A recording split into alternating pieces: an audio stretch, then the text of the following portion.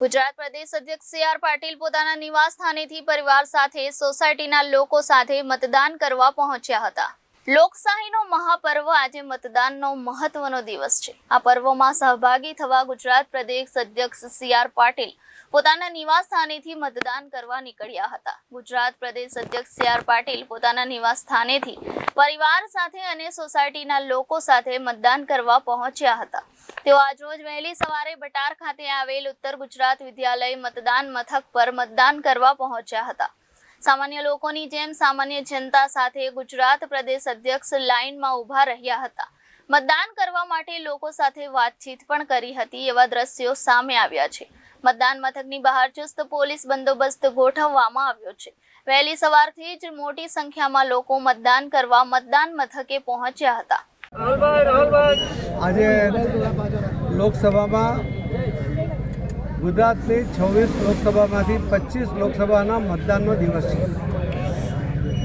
આપણા દેશમાં આખા દુનિયામાં સૌથી મોટી લોકશાહી, સૌથી મજબૂત કહી શકાય એવી લોકશાહી, એને વધુ મજબૂત કરવા માટેનો આ પર્વ છે।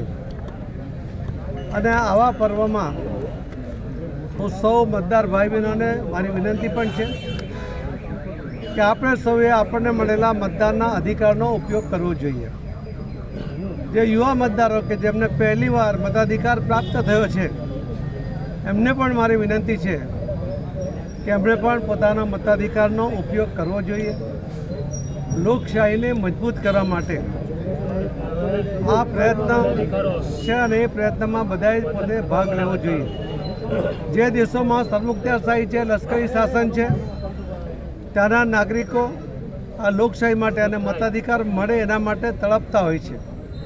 જ્યારે આપણને સહજતાથી મતદાન કરવાનો જે અધિકાર આપણને પ્રાપ્ત થયો છે, તો આપણે પણ એ મતદાનના અધિકારનો ઉપયોગ કરીને વર્ષો પછી જ્યારે આપણને લગભગ 75 વર્ષથી આઝાદી પ્રાપ્ત થઈ છે, ત્યારે હજુ પણ આપણે મતદાન માટે ઉદાસીન હોય એવું ઘણીવાર બને છે।